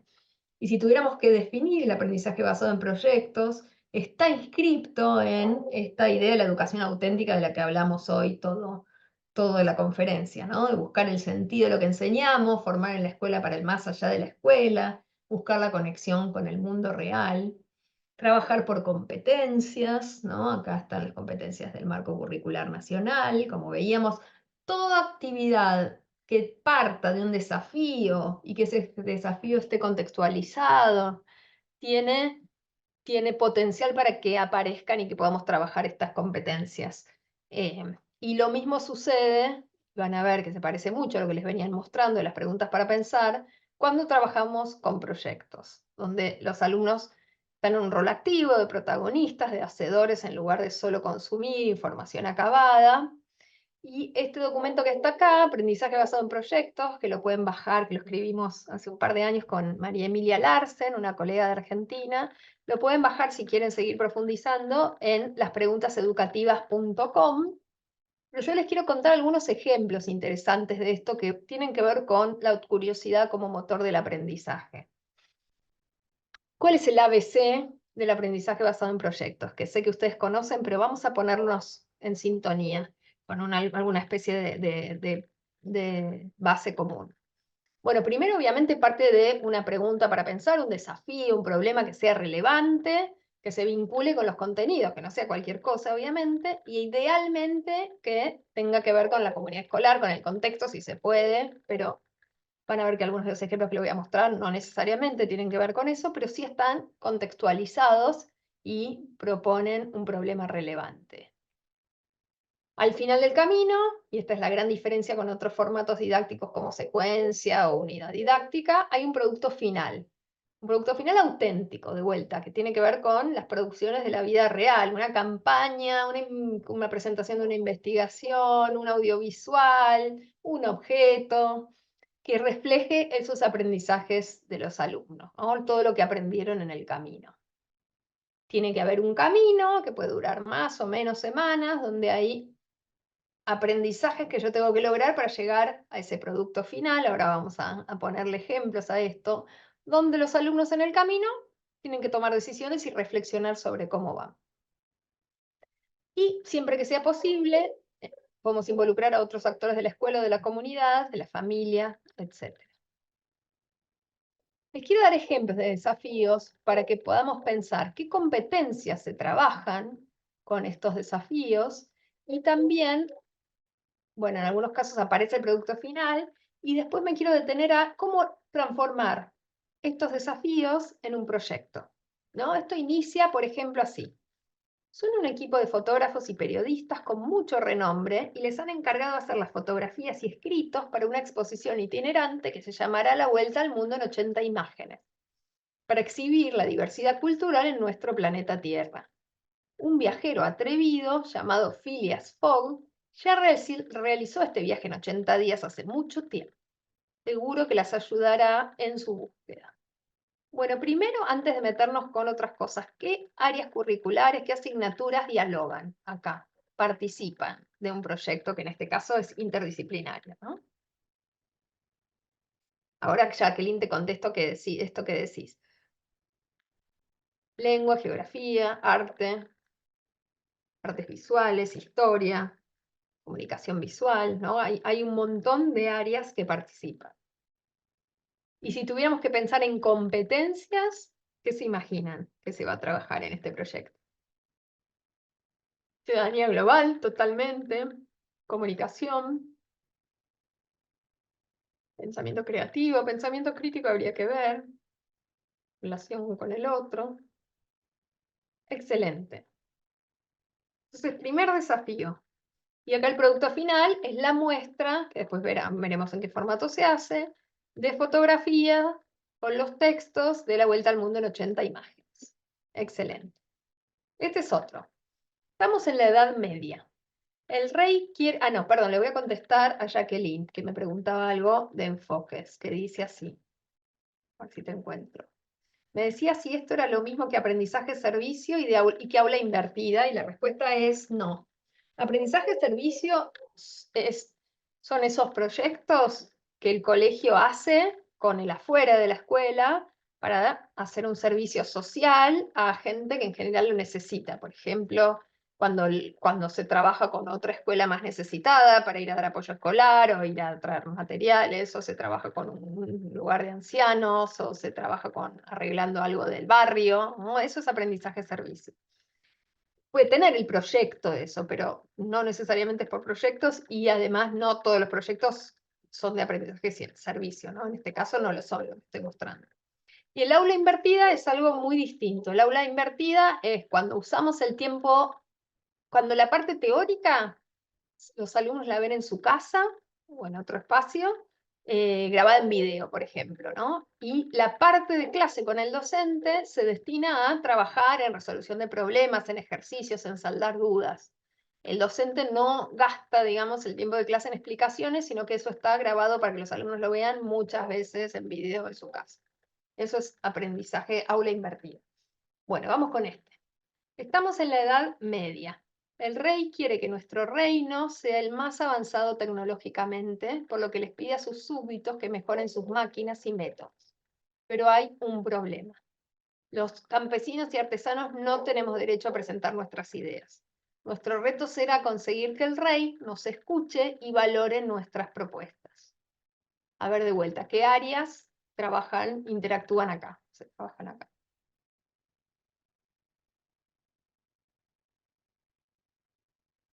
Historia, ¿no? Claramente.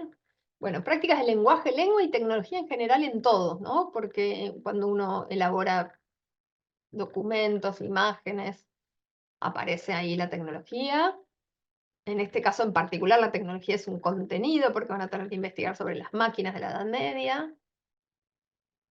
Comunicación, sociales, y pensando en historia, excelente. ¿Y qué competencias se trabajan? ¿O esperaría uno que se trabajen con este desafío?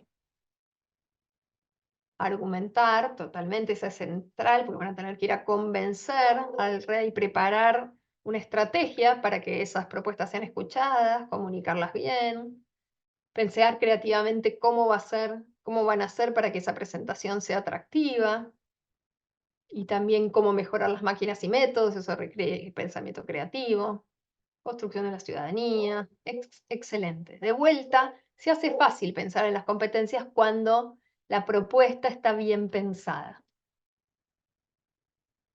Una más. Los países en vías de desarrollo tienen dificultades en predecir el tiempo, porque muchas veces no cuentan con herramientas adecuadas. Nuestro reto será construir una herramienta con material reutilizable para poder hacer predicciones meteorológicas de calidad, mejorar las condiciones de vida en nuestros países. La presentaremos en el Congreso Mundial por el Clima. ¿Qué áreas curriculares participan? Geografía, acá me parece que Camila enseña geografía. Ciencias naturales y toda la parte, ¿no? de clima y tiempo. Física, formación en ciudadanía. Pensamiento científico, claramente, ¿no? Va a haber que tener que diseñar aparatos, ver si funcionan bien. Tecnología, ¿no? Aparece acá también. Comunicación para poder presentar el Congreso Mundial del Clima, va a haber que armar una buena presentación. Excelente. Y de vuelta aparecen montones de las competencias a las que nos referíamos. Entonces, vuelvo a la definición de buenos desafíos. Tienen que estar conectados con mis objetivos de aprendizaje, no pueden ser cosas que se me ocurran pero no sean lo que tengo que enseñar. Tienen que estar contextualizados. Tiene que haber una narrativa. En todos estos casos había una misión, una narrativa, un cuento. Los alumnos tienen en todos los casos el rol de expertos que tienen que asesorar a alguien o presentar algo después de haber investigado y preparado. Y hay una audiencia, el rey, el Congreso, la audiencia del Congreso por el Clima. En todos los casos hay una presentación que yo hago para alguien. Eso respecto del desafío del ABP. ¿Cómo sigo con el ABP? Bueno, después hay un camino largo en el cual los alumnos tienen que llevar adelante montones de cosas hasta llegar al producto final. Y les quiero mostrar un ejemplo súper lindo, cortito, del plan Ceibal que mostraron hace unos años en el evento de 360 que se hizo en el NEP Arena, que yo estuve por ahí, y cuando vi este ejemplo y conocí a la maestra de los estudiantes, me quedé muy impactada porque realmente van a ver cómo es uno de los grandes ejemplos, y es difícil, van a ver, hay mucho compromiso y mucho apoyo a esta escuela para hacerlo, de un proyecto donde todas las partes están bien puestas, el desafío, el interés de los niños, el uso de la tecnología, la posibilidad de hacer algo útil para la escuela. Ahora lo vamos a ver.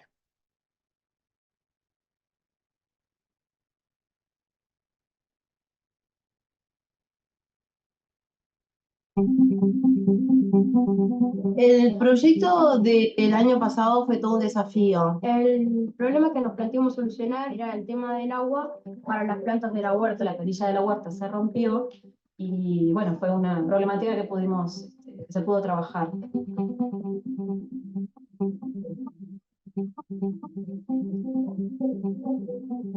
Decidimos juntar el agua que caía de los techos, el agua de la lluvia se junta y después la podemos usar para la huerta. A partir de allí surgió la idea de empezar a investigar en la escuela cómo cae el agua de lluvia, cómo cae en el sector donde hay techos.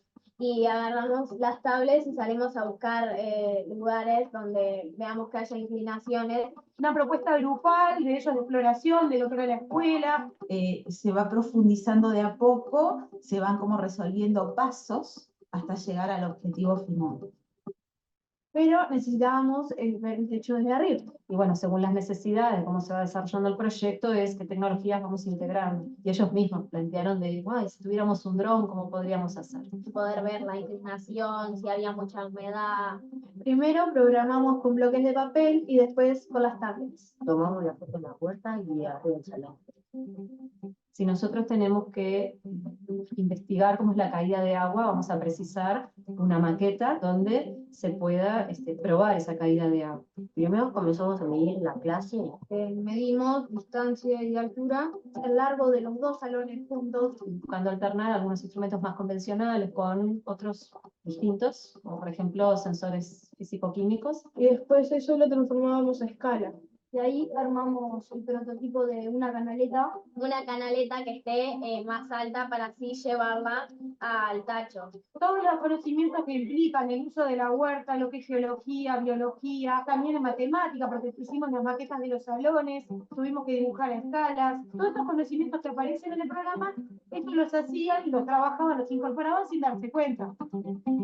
El problema que surgió fue que entraba la mugre, las hojas y los bichos en el recipiente al agua y lo podrían ensuciar, contaminar. Queríamos hacer como un filtro, tuvieron varias ideas, era como una especie de almacenamiento, un plato con hoyitos para que pasase el agua, pero no lo demás. Y tuvimos que pensar un prototipo que gire como una paletita y saque todo para afuera. Esa parte la automatizábamos con unos kits de robótica llamados Fisher. Entonces era como girarlo así y corrían las hojas que quedaban en el filtro. Implicaba ensayo y error, o sea, equivocarse, volver a empezar, cambiar, modificar. El error se habilita como un evento más dentro del proceso de aprendizaje, no se toma nunca como un fracaso. El plantear un problema e introducir una tecnología en beneficio de ese aprendizaje fue fantástico. Ellos vieron que realmente es una herramienta de trabajo y no solo un entretenimiento. Potenciando el pensamiento lógico, el pensamiento analítico, y todo lo que es el pensamiento crítico, que es una de las cosas a las que apuntamos fortalecer. Al ellos encontrarse seguros y confiados en su trabajo, y lograron también progresos en el resto de las áreas de trabajo. Que me gustó que podemos compartir distintas ideas. No dimos solamente la opinión de uno, sino que de varios. Porque todos tenemos ideas y no somos todos iguales. Sacar individuos capaces de convivir, de opinar y respetar la opinión del otro.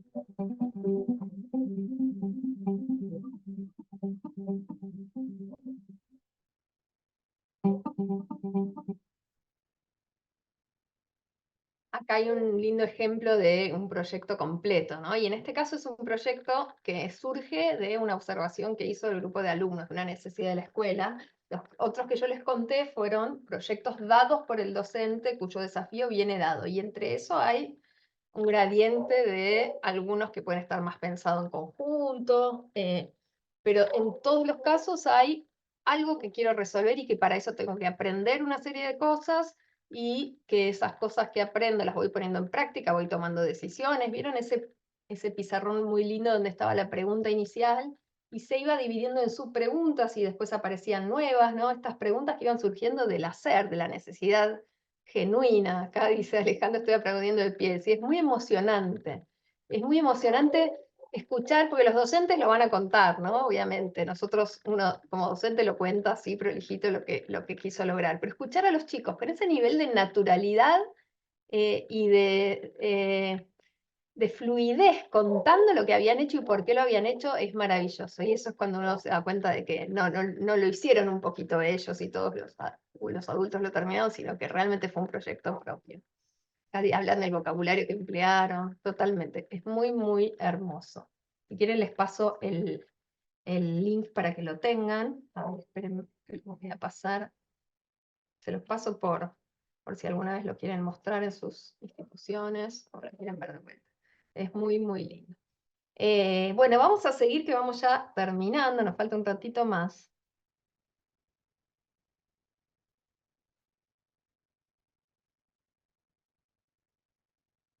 Acá hay un par más de ejemplos pensados a distintas edades. Este es un ejemplo de nivel inicial, que justo es un nivel donde se trabaja mucho por proyectos, no es ninguna novedad en este caso. Es un colegio que se llama Manuel Belgrano en Argentina, en la provincia de Salta, y entonces el proyecto tenía que ver con entender por qué la escuela se llamaba así, por qué fue fundada, y les muestro algunas cosas simpáticas que me parecían interesantes. La primera fue una primera recolección de opiniones y gráfico de esas opiniones, de qué pensaban los niños de por qué había sido fundado el colegio. Y ahí están las opiniones, ¿no? Por ejemplo, dicen el azul, que tiene solo una tapita, necesitaban guardar cosas de otro colegio. Fue fundado por Manuel Belgrano, dicen ahí, para que los niños y jóvenes de Salta, que es la provincia, reciban educación.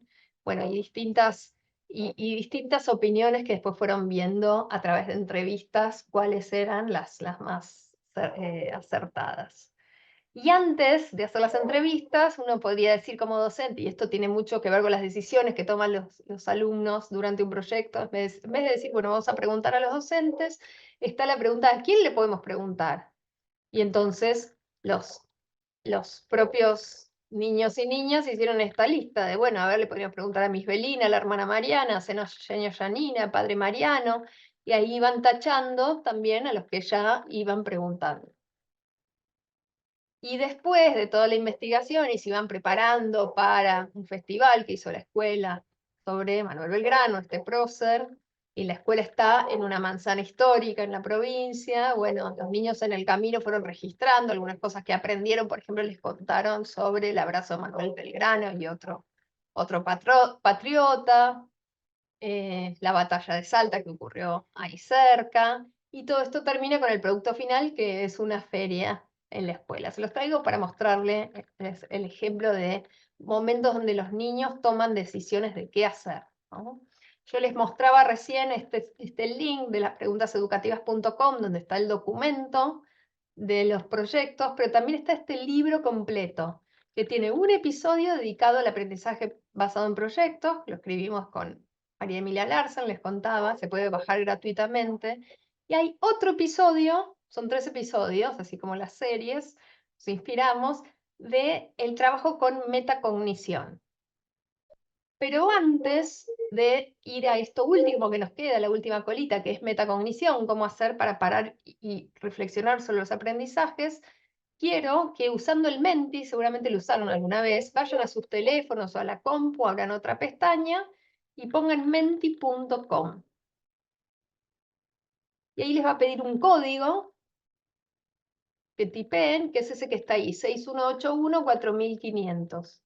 Y lo que me gustaría que me cuentes es, en todo este rato que estuvimos juntos, que fue un montón, una idea nueva que se llevan hasta este momento, antes de cerrar.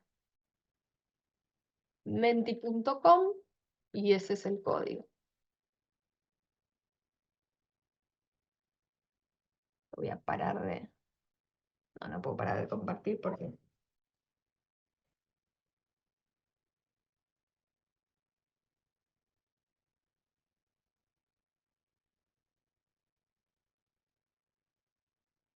Gracias, Graciela, por el mensaje.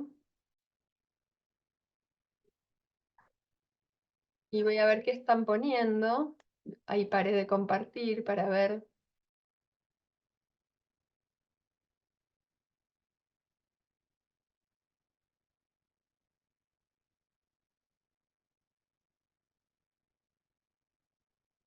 Ahí preguntan cómo es el código. El código es 6181, como ven aquí, 4500. Y a ver, voy a leer algunas.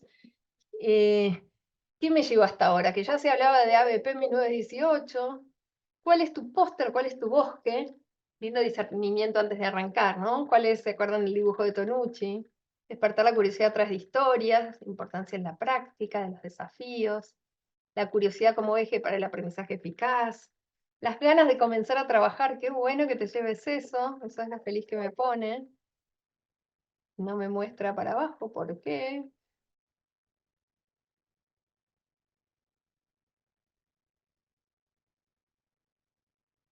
A ver si muestra más. Ya somos 80 que contestaron. Abrí la cabeza, se puede. La importancia de la narrativa, comenzar con la narrativa.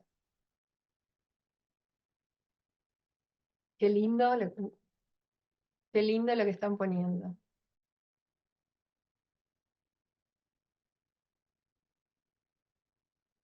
Dedicar un pienso detenido a las preguntas que haré.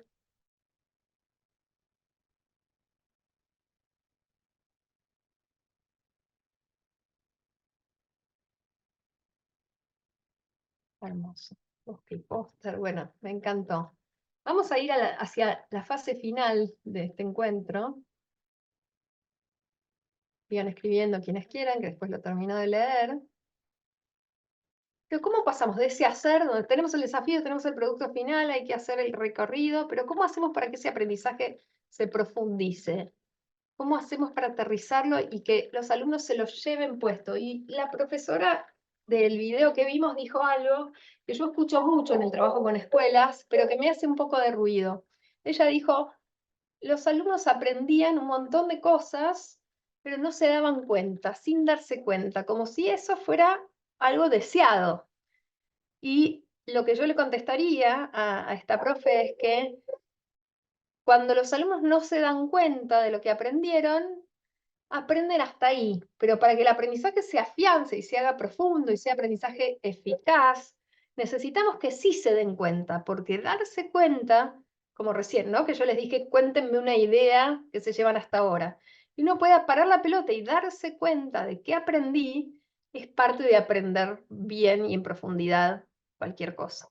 Entonces, no está tan bueno que no se den cuenta. Es muy importante en cualquier proyecto hacer momentos de paradas de metacognición, hoy ya hablamos de metacognición, para que los alumnos puedan tomar conciencia de lo que aprendieron. Y eso es central. Y es fácil. La buena noticia es que es súper fácil. Yo les voy a mostrar algunos ejemplos, por ahí ya los vieron en alguna conferencia, pero incluir en ese camino oportunidades de metacognición es clave. Pensar sobre el propio pensamiento.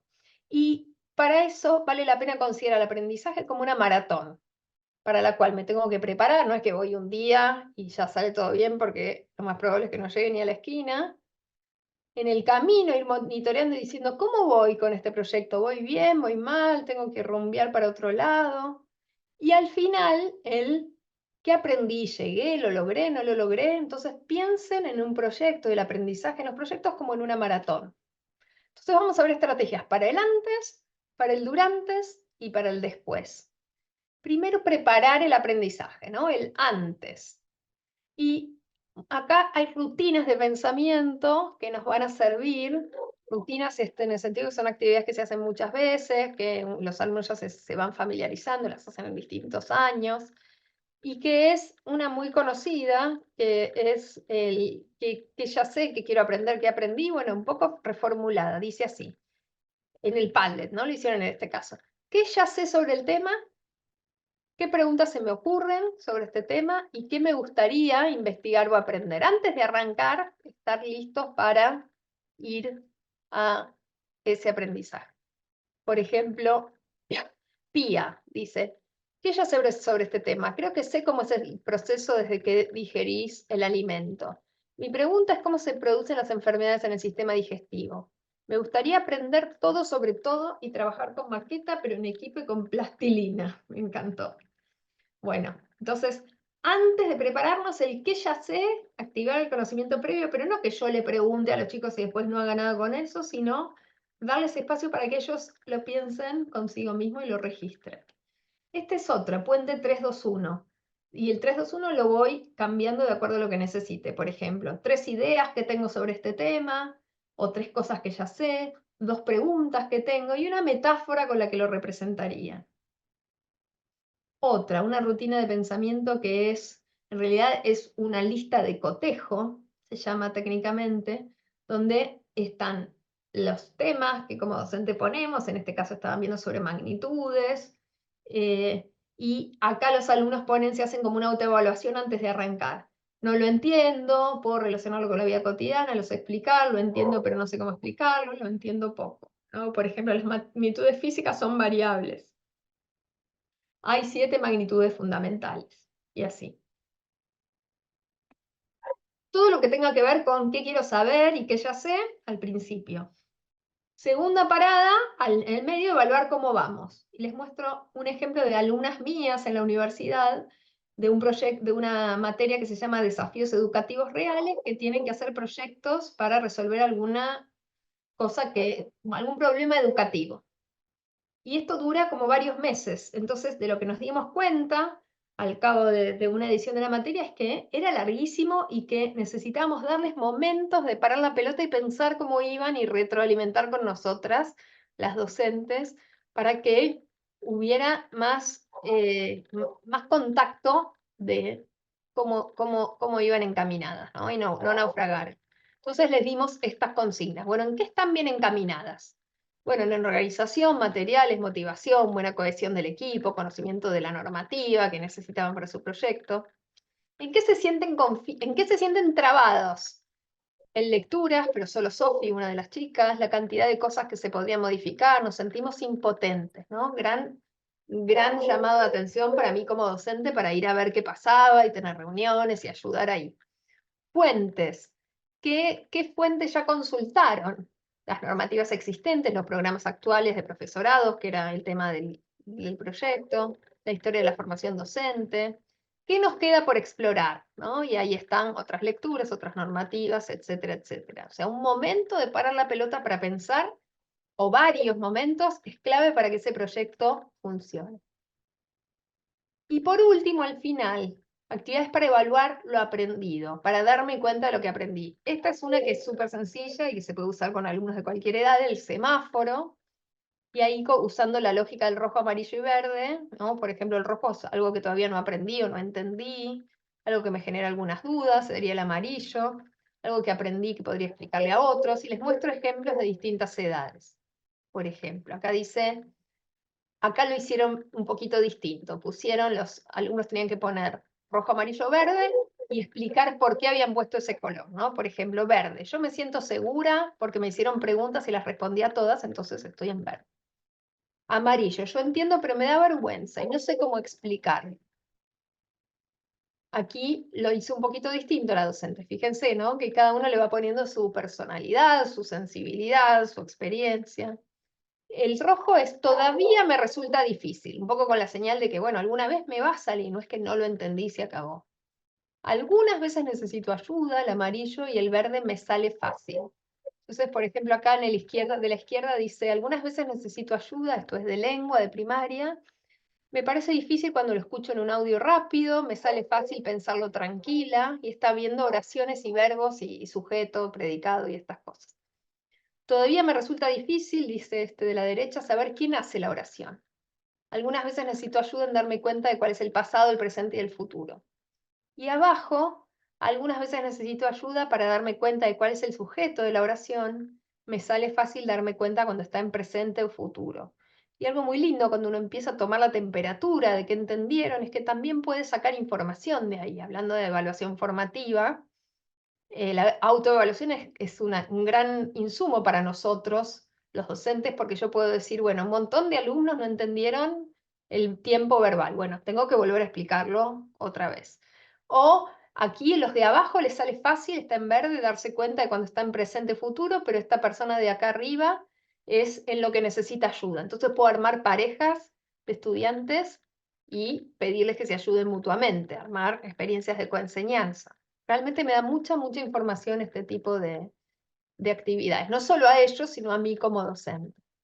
Estos son niños de primer grado y aquí la maestra puso, ya aprendí, estoy aprendiendo y debo seguir practicando, fíjense. Ya aprendí a no estar en la escuela. Estoy tranquilo. Aprendí a esperar. Miren qué interesante cómo lo emocional también se cuela, ¿no? Y es muy importante que eso pase. Estoy aprendiendo a leer y escribir solo. Estoy aprendiendo sobre los animales, el barrio, Egipto.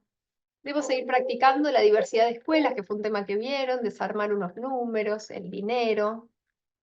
Acá otro niño dice, ya aprendí a leer y escribir, el barrio, trabajando en Egipto. Estoy aprendiendo a hacer cálculos, a desarmar los números. Y miren el rojo, debo seguir practicando la ansiedad. Oh, qué interesante eso, de niños que van tomando registro de su propia emocionalidad. La escalera de la cognición, de la metacognición, que es muy conocida pero muy útil, es al final de cada proyecto parar y trabajar sobre el qué aprendí, voy de abajo para arriba, ¿no? ¿Cómo lo aprendí? ¿Para qué me sirvió y en qué otras ocasiones puedo usarlo? Aquí está en la pared, donde los niños ya desde nivel inicial lo trabajan, con lo cual después de cada proyecto ellos ya saben que va a venir ese momento de sentarse en círculo y conversar sobre el que aprendimos. Esto es súper importante para educación infantil, para nivel inicial, porque es uno de los niveles donde más sucede esto del aprendizaje espontáneo, como decir, bueno, lo aprendieron, lo hicieron solitos sin darse cuenta. Bueno, no necesariamente eso es deseable. Que lo hagan solitos y después se den cuenta es mucho más importante, ¿no? Que puedan decir, ahora sé hacer esto como los niños de primer grado del semáforo y antes no podía, o estoy en camino. Esta docente lo hizo con otro formato, en un Padlet. Los alumnos tenían que usar dos escalones de la escalera, el que aprendí, el cómo, pero grabarse en video. Fíjense, acá de vuelta viene la competencia de comunicación, de poder sintetizar algo, de comunicarlo en video, que no es nada fácil. Uno al principio lo graba 80 veces, después se va acostumbrando a hablar en público. Hay una escalera también más completa. El puente que les decía, poder hacerlo al final. Fíjense, aquí al final de la unidad del proyecto, la docente puso 3 hechos que aprendí. Estaban viendo sobre los animales en inglés. Que hay 3 tipos de animales de adaptaciones, que los osos polares no tienen blubber, que es una capa de grasa, que los aísla, que el camuflaje es útil para esconderse, que no se los coman a los animales. 2 preguntas que todavía tengo, y vuelvo a la idea de la curiosidad, ¿no? Porque lo que les está diciendo esta maestra con esta consigna es que al final de aprender sobre algo, no se acaban las preguntas. Es más, a veces recién empiezan, justamente las tengo y poder identificarlas es un ejercicio muy importante para seguir con la curiosidad encendida. Y por último, una opinión que tengo. Acá hay alumnos que lo hicieron como autoevaluación, ven aquí, la reflexión. Y último que les quiero contar es este que se llama sobre el antes pensaba, ahora pienso, que es una especie de puente, pero más sencillo y súper interesante, ¿no? ¿Qué pensaba antes y qué pienso ahora? Por ejemplo, en este caso que trabajaron sobre la democracia. Bueno, antes pensaba que era un sistema de gobierno corrupto, dicen los alumnos, ahora pienso que la democracia es el mejor sistema de gobierno. Antes no sabía el significado de la palabra, ahora sé que demos viene de pueblo y gracia de poder. Antes solo pensaba que cuando hay 2 candidatos uno es democrático, ahora pienso que algunos presidentes son democráticos y otros no. Bueno, me refiero con todo esto a que la curiosidad es un gran motor, pero después, cuando vamos trabajando en la resolución del desafío, si trabajamos por ABP o de la pregunta para pensar o lo que sea que hagamos, tiene que haber un momento siempre de parar y aterrizar y decir qué aprendí, qué antes no sabía, qué nuevas preguntas tengo, sobre qué tengo dudas o distintas versiones de actividades metacognitivas que podamos ofrecerles para que ese aprendizaje no pase de largo, se afiance, quede, se lo vayan pudiendo apropiar cada vez con más soltura. Y quería, para ser fiel a lo que vengo predicando, hacer esta última actividad de metacognición con ustedes antes de irnos, y nos quedan unos minutos también si tienen preguntas, pero mi pregunta del ticket de salida que vamos a hacer hoy es: ¿de qué se dieron cuenta en esta conferencia? ¿Qué ficha les cayó? ¿En qué hicieron clic sobre lo que ustedes hacen? ¿De qué se dieron cuenta? Cuéntame por el chat. Gracias por los elogios. ¿De qué se dieron cuenta? Y con eso vamos a terminar. Y si hay alguna pregunta, aquí estoy. Muchas gracias.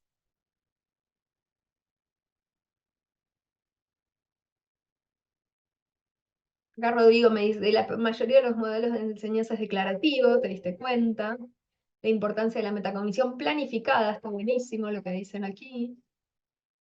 Que estaba formulando mal las preguntas, dice Grisel. Lo importante es parar y reflexionar. Buenísimo. Pude poner nombre a algunas prácticas.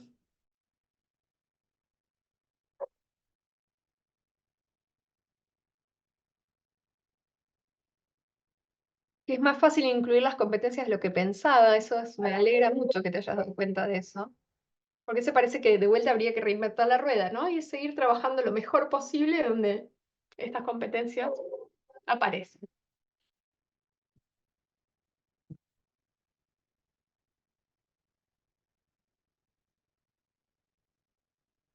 Se puede enseñar así, dice Rodrigo. Muchas, muchas gracias.